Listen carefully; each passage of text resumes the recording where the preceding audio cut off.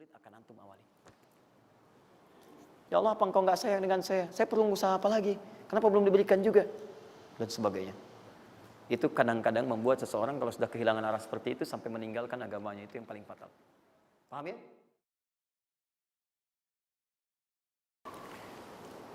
Quran surah ke-14 ayat 7. Nah, tadi Quran surah ke-9 ayat 100 berapa tadi? 3. Quran surah 9 ayat berapa tadi? 60. Yang bonusnya jangan lupa masih di dalam kotak. Quran surah kedua ayat 261 sampai pinter. Ya, alhamdulillah. Kotak wajib dihafal.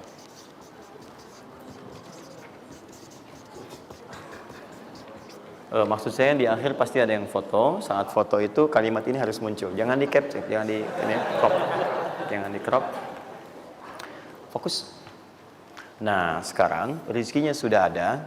Bagaimana Anda mendapatkan akselerasi dari peningkatan? Ya, baik sifatnya kuantitasnya ataupun juga nilainya. Terus. Ya, maka rumusnya kalau sudah dapat dari usaha itu, tadi kan usaha kan? Ya, ada usaha yang kedua. Masih ingat teman-teman yang punya rezeki siapa? Nah, sekarang Allah tawarkan, saya akan berikan kepada kamu, kata Allah, peningkatan dari usahamu dengan cara yang tidak terlampau susah. Kamu gak perlu kerja ini lagi, itu lagi, dan sebagainya. Tapi kamu tinggal mengimbangi saja. Kamu kerja, kamu amalkan juga yang ini. Apa amalan itu? Syukur. Perhatikan langsung redaksinya dari Allah. Saya tidak akan menambah, mengurangi. La in syakartum la azidannakum. Ingat, la in syakartum, kalau kamu bersyukur kepada saya, la azidannakum, saya akan tambah bagimu. Jelas ya? Tambah di sini bukan menambah nominal. Ya, karena nominal itu akan tetap. Maksudnya kalau antum 100 miliar aja. Yang ditambahkan itu ada dua. Pertama, penambahan percepatan dan kemudahan dalam mendapatinya. Lebih mudah dari sebelumnya. Yang kedua, penambahan keberkahan di dalamnya. Berkah itu manfaatnya lebih banyak. Yang tadinya 50.000 jadi cepat habis, sekarang tuh banyak manfaatnya. Ya, kepake gitu. Di kalau dulu tuh semua pengen dibeli, dapat 5 juta juga, cuma semua pengen dibeli baju, dibeli gitu kan? Ya ini dibeli, lihat orang beli ini pengen beli itu. Tapi setelah antum kerjakan ini, itu asasnya asas manfaat. Kepake nggak? Manfaat nggak? Kalau manfaat itu saya dapatkan, kalau tidak mungkin hak orang lain yang Allah titipkan lewat saya. Jelas ya? Nah, sekarang lihat. Bagaimana cara bersyukur itu? Cara bersyukur itu ada dua. Ya, saya percepat dan di sini kita berakhir. Saya cuma tinggal punya waktu 2 menit lagi, maka saya percepat kalimat saya. 1. Cara bersyukur itu 1, keluarkan dari harta itu bagian zakatnya kalau sudah memenuhi unsur zakatnya.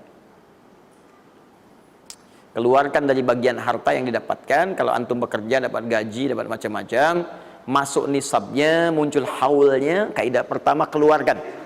Dah, keluarkan. Tidak usah mikir, nggak usah macam-macam. Dah, 2,5% keluarkan. Itu 2,5% itu paling minimal. Kalau mau 5% keluarkan. Ingat rumusnya, kenapa disebut zakat? Di antara makna zakat itu adalah annama, sesuatu yang berkembang, nambah. Ya. Zakat itu ada at-tahara, ya, an-numu, ya, sesuatu yang berkembang. Di dalam bahasa Arab sekarang investasi disebut dengan annama wal istifmar, sesuatu yang diinvestasikan. Jadi ketika Anda zakat sebenarnya bukan mengurangi harta, menginvestasikan harta untuk ditambah. Minimal 10 kali lipat dari sebelumnya. 10 kali lipat. Jadi kalau Anda misalnya keluar zakat, taruhlah misalnya 25 juta, ya, Anda dapatkan. Terus 2,5% diambil dari situ, berapa? 2,25, ya? 2 juta, 2,5. Anda keluarkan tuh. Maka Anda pada hakikatnya sedang melipat gandakan harta Anda 10 kali lipat dari sebelumnya. Jadi Anda akan dapat dari situ 22,5 juta. Bentuknya bisa macam-macam. Ingat, rezeki itu kan bukan hanya uang. Tadi saya katakan. Ya, bisa jadi proyek baru datang nilainya segitu. Bisa jadi apa lagi? Bisa jadi dijaga kesehatan, nggak sakit selama sebulan. Biasanya cek lab ini itu dan sebagainya, ya kan? Kolesterol macam-macam habisnya segitu. Bulan itu nggak ada apa-apa. Terus Anda berkata, alhamdulillah nih sekarang saya kelihatan sehat, gini-gini, hasilnya positif. Padahal Anda itu dihasilkan lewat zakat, lewat macam-macam. Nah, misalnya nggak ada konflik, nggak ada masalah di hari itu, yang kalau diselesaikan nilainya 22 juta. Masa marah dengan istri macam-macam. Mama kenapa sih ma gini. Papa mau damai. S9 not. Wah, beli S9 Note harga 15 juta ya, tambah lagi 7 juta laptopnya misalnya kan dan sebagainya. Misal, habisnya segitu juga. Jadi dijaga oleh Allah, mendapatkan penambahan bisa berupa langsung nilainya, nominalnya dapat proyek yang lain, atau dijaga untuk mendapatkan yang non materi tadi. Paham? Maka saya katakan pada Anda, kalau sudah ada kewajiban zakat, maka jangan berpikir menunda. Cepat berikan saat itu, maka seketika Allah akan lipat gandakan apa yang Anda telah usahakan itu. Jelas? Jadi yang pertama, kalau sudah ada kewajiban zakat, cepat ambil. Bahkan, nah ini saya mau ambil komitmen. Saya mau ambil komitmen. Siap mengikuti ini? Siap berkomitmen insya Allah? Bahkan Allah langsung meminta kepada yang punya otoritas atau juga teman-teman di sampingnya untuk saling mengingatkan. Bahkan kalau punya otoritas langsung ambil. Saking inginnya Allah harta orang itu tuh terus bertambah. Maka turunlah Quran surah 9 ayat 103. Khudh min amwalihim sadaqah tutahhiruhum wa tuzakkihim biha. Muhammad, kalau dia lupa atau yang lain, ambil aja deh. Ambil aja. Ambil dari harta dia itu kalau sudah mencapai nasabnya. Nisabnya sudah ada, haulnya sudah sampai, ambil. Apa tujuannya? Sedekah. Perhatikan, zakat disebut dengan sedekah. Sedangkan sedekah tidak disebutkan dalam rumus bahasa kecuali kullu ma'rufin sedekah. Semua yang baik-baik disebut dengan sedekah. Kata Allah, saya ambil itu bukan ingin mengurangi kamu, tapi ingin membuat kebaikan untukmu. Apa kebaikannya ya Allah? Wa tuzakkihim. Tuzakki dari kata zakat yang punya arti dua tadi, menyucikan jiwa, plus yang kedua menambah apa yang telah kamu dapatkan itu. Jadi kamu tuh jangan nanti kotor hati kamu karena terlampau banyak ini, fokusnya ke situ banyak tapi kamu nggak pakai. Maka saya biarkan kamu dengan mengeluarkan zakat itu supaya bersih hatimu, punya nilai berbagi dan tidak terlalu bergantung kepada harta dunia yang kamu akan tinggalkan kelak. Dan yang paling dahsyat, kalau kamu kerjakan, saya tambah kemudian kualitasnya, saya tambah keberkahannya, bahkan saya permudah untuk mendapatkannya. Lihat sampai sini. Bonus yang ini, nah, peningkatannya lebih dari yang pertama, 700 kali lipat. Ini minimal 700 kali lipat. Apa itu secara singkat? Infak.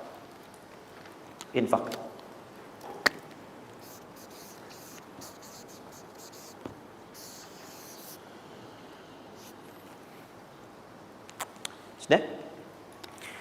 Mathalul ladzina yunfiquna amwalahum fi sabilillahi kamathali habba ambatat sab'a sanabil fi kulli sunbulatin mi'atu habba wallahu yudha'ifu liman yasha' wallahu wasi'un 'alim.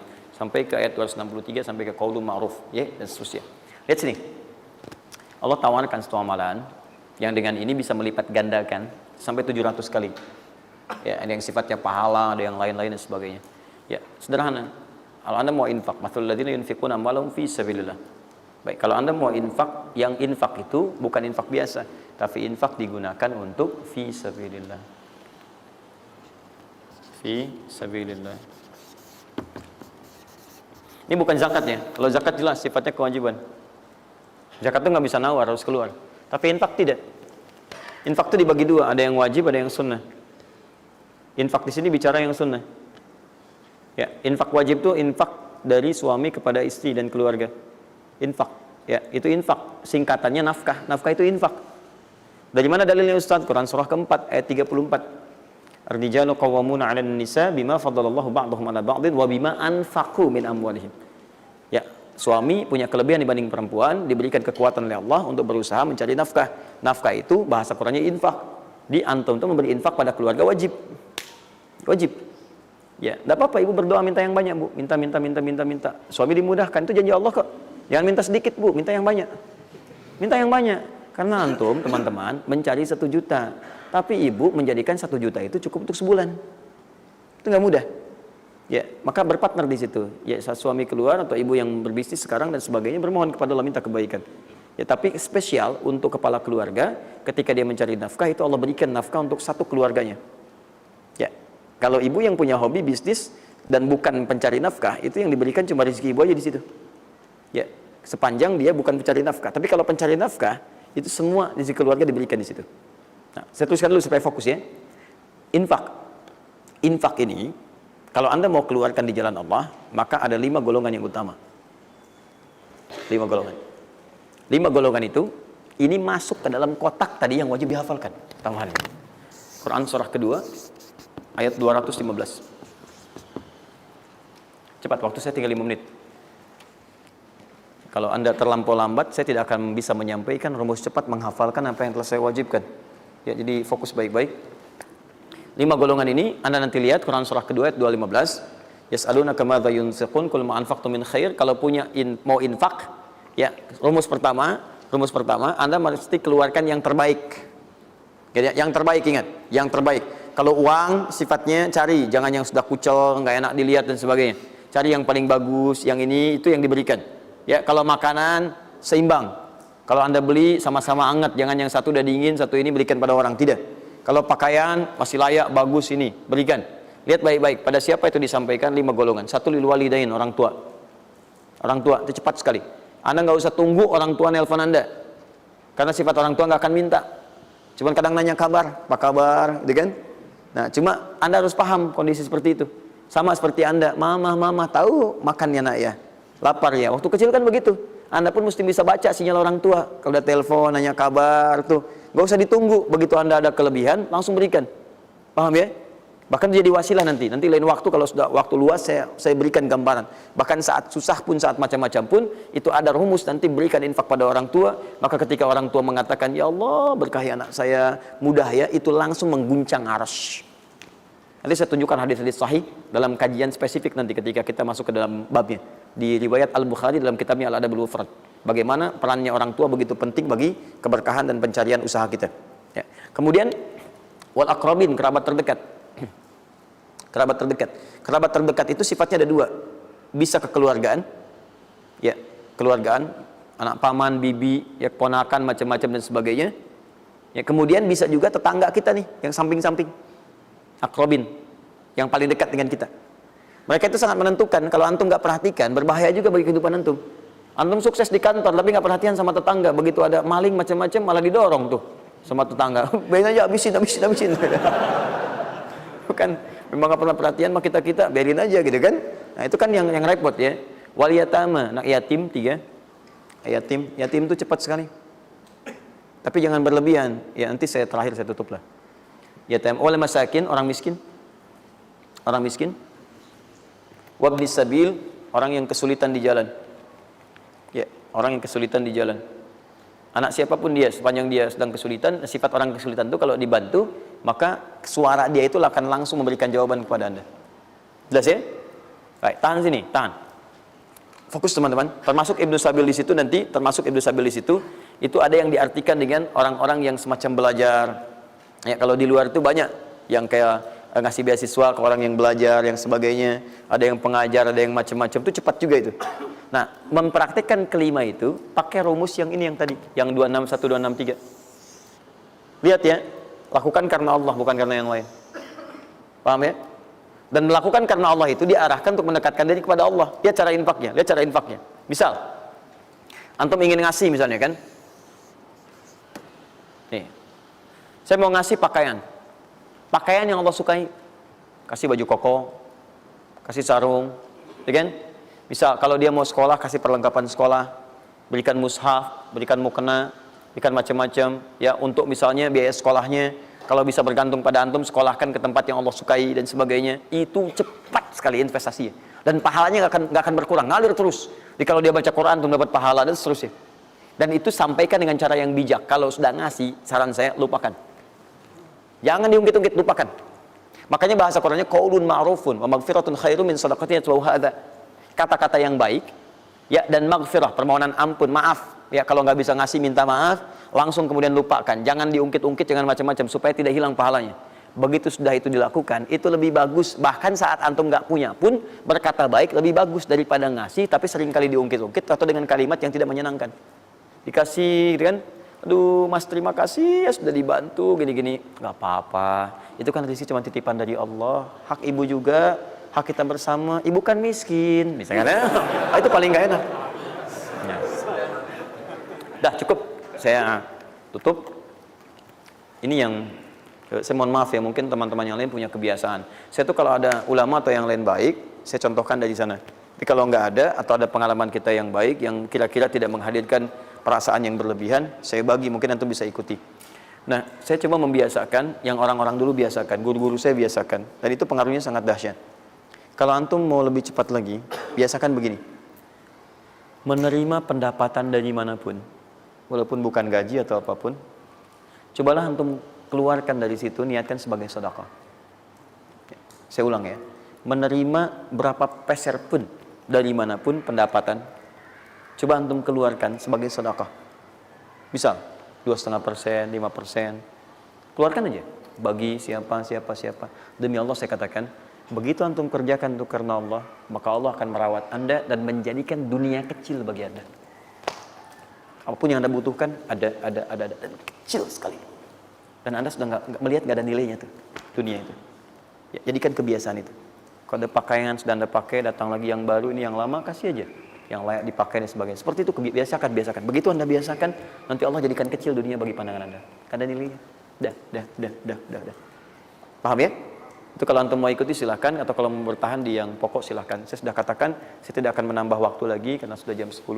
Pas 12 menit dari apa yang saya minta. Dan saya tutup dengan kalimat, kalau ingin dimudahkan menghafal ayat-ayat yang disampaikan, maka caranya cuma dua. Satu, yakinkan antum bisa menghafalkannya.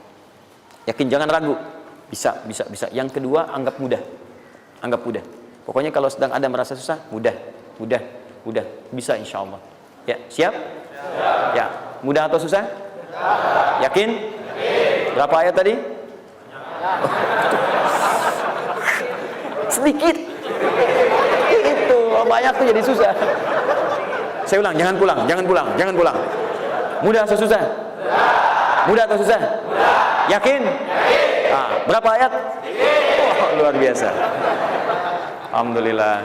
Baik teman-teman, saya kira cukup hari ini kita pembuka. Jangan khawatir, sekali lagi Anda yang tertinggal sudah saya siapkan. Ini ada 3 lembar. Insya Allah jadi panduan kita, bahkan jadi buku insya Allah. Ya. Kapan diberikan ini? Luar biasa. Baik ya.